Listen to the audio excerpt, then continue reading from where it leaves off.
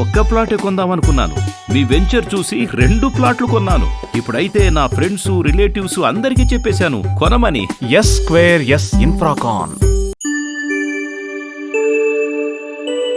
ఎన్ని డేస్ అంటే ఇప్పుడు అప్పుడప్పుడు చాలా మందికి ఏంటంటే క్యాన్సర్ పేషెంట్స్కి అంటే పెట్ స్కానింగ్ చేసుకునేదాకా వాళ్ళకు క్యాన్సర్ ఉన్న సంగతి వాళ్ళకి తెలియదు. కొద్ది రోజుల తరబడి వాళ్ళకి వస్తూ ఉంటుంది, తగ్గుతూ ఉంటుంది, వస్తూ ఉంటుంది, తగ్గుతూ ఉంటుంది. కొద్ది రోజుల తర్వాత హాస్పిటల్కి వెళ్ళి కన్సల్ట్ అయ్యి ఆల్రెడీ టెస్టులు అన్నీ చేసిన తర్వాత నీకు లాస్ట్ స్టేజ్లో ఉందని చెప్తూ ఉంటారు. కొన్ని అంటే ఈ మధ్య మనం అటువంటి కేసెస్ ఎక్కువ వింటున్నాం. అంటే అంత దాకా వెళ్లకుండా వాళ్ళు ఏ టైంలో జాగ్రత్తగా ఉండాలి, ఎటువంటి జాగ్రత్తలు తీసుకోవాలి?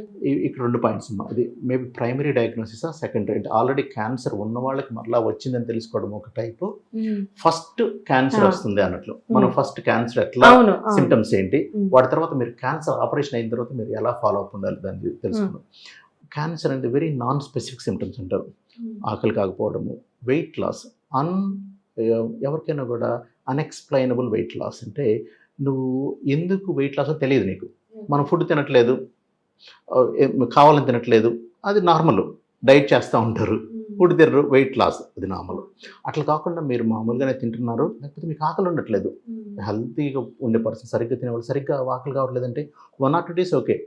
అట్లా కాకుండా ఆకలిగా లేకపోవడం, అది ఉన్నది వెరీ ఇంపార్టెంట్ ఫ్యాక్టర్. అంటే loss of appetite and loss of weight. Anybody more than 50-60sలో వెయిట్ లాస్ ఉన్నది, అన్ఎక్స్ప్లెయినబుల్ వెయిట్ లాస్ అంటే మాత్రం you have to rule out cancer అంటారు. Improper investigations. ఓకే, వాటిలో బావులకి అయితే మాత్రం ఎండోస్కోపీస్ అని చేస్తారండి.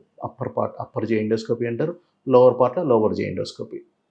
అవి చేస్తే లోపల ఏమైనా పాలిప్స్ ఉన్నాయా, ఎర్లీ స్టేజ్ ఉందా, లేట్ స్టేజ్ ఉందా, ఎందుకు అట్లా ఉన్నది, లేకపోతే ఆల్రెడీ క్యాన్సర్స్ ఉన్నాయా, అది ఒకటి తెలుస్తూ ఉంది. ఇంకోటి సిటీ స్కాన్ అంటారు, వెరీ కామన్గా available CT scan. Almost it can pick up to few millimetre size ఉన్నది కూడా పికప్ చేస్తూ ఉంటుంది. ఓకే, మనకు మంచి రేడియాలజిస్ట్ ఉండాలి. అది building a team is also very important. Reliable team, వాళ్ళు బాగా మంచి ట్రైన్ అయిపోయిన వాళ్ళు, ఎక్స్పీరియన్స్ ఉన్న వాళ్ళు అనుకోండి, అలాంటి మిస్ కాకుండా ఉంటారు అనమాట. So endoscopy, CT scan mostly మనకు తెలిసిపోతూ ఉంటాయి. ఓకే, అది కాకుండా ఇంకా ఏమైనా స్పెషలిస్ట్ స్కాన్స్ కావాలి, ఇన్వెస్టిగేషన్స్ అంటే రెక్టల్ క్యాన్సర్ ఉందనుకోండి, స్టేజింగ్ కోసం ఎంఆర్ఐ స్కాన్ అని యూజ్ చేస్తున్నాం. జనరల్గా ఇవి సరిపోతాయండి. వాళ్ళతో బయాప్సీ తీసుకొని ల్యాబ్లో టెస్ట్ చేస్తే అది క్యాన్సరా కాదా. ఒక్కోసారి క్యాన్సర్ కనిపిస్తుంది, బయాప్సీలో రాంగ్ వస్తుంది. అంటే మనం ఒక ప్లేస్ తీసుకుంటున్నాము, అది పూర్తిగా మొత్తాన్ని రిప్రజెంట్ అయింది కదా, అందుకోసం ఒక్కోసారి రిపీట్ చేయాల్సి వస్తుంది బయాప్సీస్ అన్నట్లు. అది హెడేక్, రెండోసారి కూడా అలాగే వస్తుంది, ఏం చేయాలి అట్లా. అదే అక్కడ ఇటువంటి వాటికి క్లిష్టమైన ప్రాబ్లమ్స్ ఉన్నప్పుడు మల్టీ డిసెబిలిటీ టీమ్ అంటారు, ఎండిటి, క్యాన్సర్ బోర్డ్ మీటింగ్స్ అంటే డిఫరెంట్ నేమ్స్ ఉంటాయి. అప్పుడు ఏంటంటే radiologist, surgeon, physician, medical doctors, చుట్టూ రేడియోథెరపిస్టులు, ఆంకాలజీ వాళ్ళు అందరూ కలిపి డిసైడ్ చేస్తారు ఏమి బెస్ట్, నెక్స్ట్ స్టెప్ ఏంటి అన్నట్లు. అదే కలెక్టివ్ డెసిషన్. అంటే ఒకరి ద్వారా ఆల్వేస్ మిస్ అయినా కూడా వేరే వాళ్ళు పాయింట్అవుట్ చేస్తాం వాళ్ళ ఎక్స్పీరియన్స్. సో అదేంటంటే షేరింగ్ ఈజ్ కేరింగ్ అంటారు. సో మనకి తెలిసిన వరకు వేరే వాళ్ళ ఎక్స్పీరియన్స్ తీసుకోవడం అన్నట్లు, వాళ్ళ ఎక్స్పర్టీస్ తీసుకోవడం అన్నట్లు, ఒకరికి మ్యూచువల్ రెస్పెక్ట్, అట్లా అది ఒక టీమ్ లాగా ఫామ్ అయిపోయి అలా చేస్తూ ఉంది అక్కడ. సో అందువల్ల ఛాన్సెస్ మిస్ అయ్యేది చాలా తక్కువ ఉంటా ఉంటుంది. అలా weight loss, loss of change in bowel habits ఉంటారు, డయేరియా, కాన్స్టిపేషన్ ఆల్టర్నేట్ కావడం అన్నట్లు, బ్లీడింగ్ కావడము. ఒక్కోసారి మనము పట్టుకుంటే ఒక ఏదో క్యాన్సర్ గడ్డ ఉన్నట్లు తెలుస్తూ ఉంటుంది. అది కూడా అంటే అది తెలిసింది అంటే చాలా అడ్వాన్స్డ్ స్టేజ్ అన్నట్లు జనరల్గా, అన్లెస్ చిన్నదంటే అన్నట్లు. లేకపోతే దాని తర్వాత వాళ్ళకి ఎలాంటి ట్రీట్మెంట్స్ అవి నెక్స్ట్ చూసుకుందామండి. సో డయాగ్నోసిస్కి వచ్చేసరికి ఫస్ట్ ఈ common symptoms weight loss, loss of appetite, change in bowel habits, bleeding, PR అంటారు, మ్యూకస్ కానీ, లేకపోతే టెనిస్మస్ అంటారు, వాళ్ళకి టాయిలెట్కి వెళ్ళాలనుకుంటారు కానీ వెళ్ళరు, ఏంటి బ్లాకేజ్ అట్లా. సో ఇలాంటి సిచ్యువేషన్స్ ఉన్నప్పుడు మీరు ఇన్వెస్టిగేట్ చేసుకుంటే అలర్ట్గా ఉండేసి చేయించుకుంటే సరిపోతుంది. ఇంకోసారి ఆల్రెడీ మీరు డయాగ్నోస్ అయిపోయింది ఒకరికైనా, తర్వాత ఆపరేషన్ అయిపోయింది, ఆ ట్రీట్మెంట్ అయిపోయింది, తర్వాత వాళ్ళ ఫాలో అప్ ఉంటుందండి. ఫాలో అప్ అంటే బోత్ ఆంకాలజీ అంటే వాళ్ళకి కీమోథెరపీ అని ఇచ్చారా, రేడియోథెరపీనా, డిపెండింగ్ ఆన్ డిఫరెంట్ సిచ్యువేషన్ ఉంటుంది. లేదా ఆపరేషన్ అయిన తర్వాత బోత్ ఫిజిషియన్ అంటే మెడికల్ డాక్టర్, సర్జికల్ డాక్టర్ కలిపి వాళ్ళు ఆల్టర్నేట్గా చూస్తారు అక్కడ 5 years వరకు. Most of the cancers 5 years follow up ఉంటుంది. అంటే 5 years లోపు రాకపోతే మళ్ళీ ఫ్యూచర్లో ఫస్ట్ 2 yearsలో మోర్ కామన్. ఫస్ట్ 2 yearsలో మోర్ దాన్ 80-90% రికరెన్స్ అంటారు, మరలా వచ్చేది అప్పుడు ఎక్కువ ఉంటుంది. అందుకు ఇనిషియల్గా మోర్ అగ్రెసివ్ ఫాలో అప్ అంటారు. ఎవ్రీ 3 monthsకి చూడడము, వాళ్ళకి ఏమైనా చేంజ్ అయిందా, ఇట్లా ఇందాక చెప్పిన సిమ్టమ్సే కావచ్చు, లేకపోతే ఎనీ అన్వెల్ ఉన్నా కూడా వాళ్ళకి ఇన్వెస్టిగేషన్, బ్లడ్ టెస్ట్లు చేస్తూ ఉంటారు, స్కాన్లు తీస్తూ ఉంటారు, ఎండోస్కోపీలు చేస్తూ ఉంటారు. సో వాళ్ళకి ఎవ్రీ 3 monthsకి టెస్ట్ చేసుకుంటూ ఉంటారు. ఫస్ట్ అంటే ప్రతి హాస్పిటల్ కూడా ఒక ప్రోటోకాల్ని ఫాలో అవుతారు ఇక్కడ. అంటే ఇక్కడ ఎలా ఉన్నదో నాకు ఇంకా పూర్తిగా తెలియదు. మోస్ట్ ఆఫ్ ది ఇన్స్టిట్యూషన్స్లో ఫాలో చేసుకుంటారు. ఒకరు మిస్ అయిన ఇంకోరు అన్నట్లు షార్ట్ డ్యూరేషన్. అక్కడ మరలా నర్స్ ప్రాక్టీషనర్స్ ఉంటారు, స్పెషలిస్ట్ నర్స్ ప్రాక్టీషనర్స్ ఉంటారు. అంటే వాళ్ళు ఏంటంటే వాళ్ళు బ్రిడ్జ్ లాగా అనమాట. డైరెక్ట్గా మనం మాట్లాడడానికి డాక్టర్ దొరకపోవచ్చు, ఒక కాంటాక్ట్ నెంబర్ ఇస్తారు.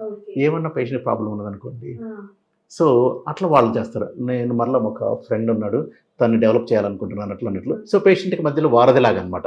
ఎనీ ప్రాబ్లమ్ మనం బిజీగా ఉండే, లేకపోతే వాళ్ళు అడుగుతారు, వాళ్ళు మాతోటి ఎలా అయింది, ఇలా అన్నారు అంటే వాళ్ళకి ఏమన్నా ఇన్వెస్టిగేషన్ అవసరమా, లేకపోతే మళ్ళీ చూడాల్సిన అవసరమా, అట్లా డిసైడ్ చేసుకోవచ్చు అండి. ఈ సిచ్యువేషన్ ఉన్నప్పుడు వాళ్ళకి ఎనీ డిఫరెంట్ ఉన్నప్పుడు స్కాన్ తీసేయడం, కామన్గా స్కాన్ తీసేయడం. ఇందాక మీరు పెట్ స్కాన్ అన్నారు.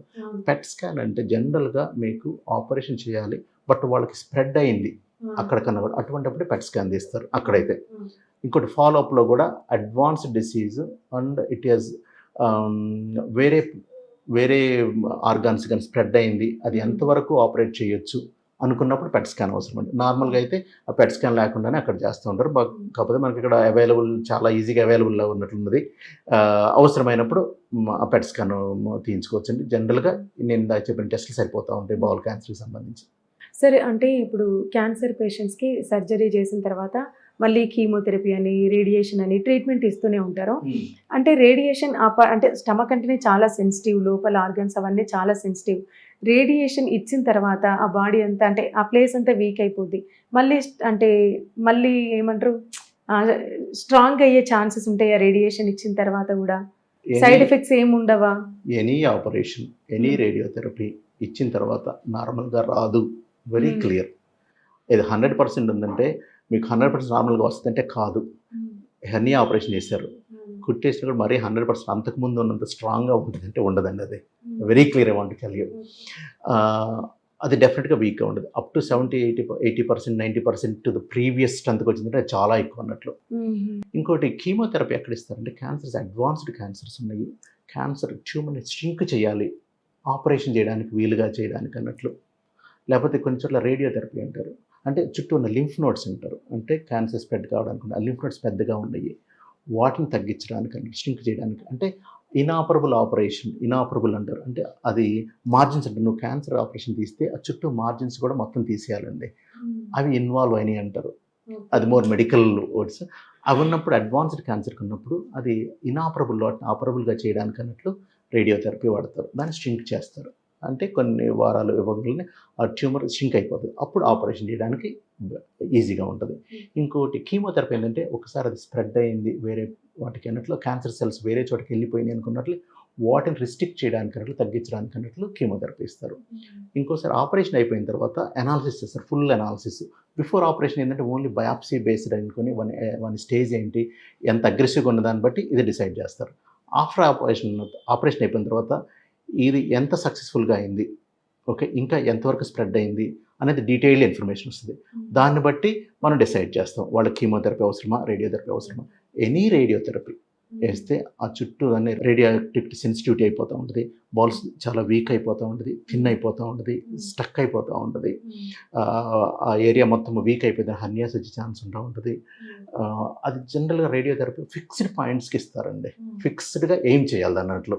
మొబైల్ ఇప్పుడు స్మాల్ బాల్కి నువ్వు చేయలేవు అన్నట్లు, అదే రెక్టమ్ యానల్ కెనాల్ అంటారు, దానికి అది ఫిక్స్డ్ పాయింట్స్. లేకపోతే బోన్స్ ఉన్నాయి, బోన్స్ ఫిక్స్డ్ పాయింట్స్, వాటికి ఏం చేసేసి రేడియోథెరపీ ఇవ్వచ్చు అనమాట.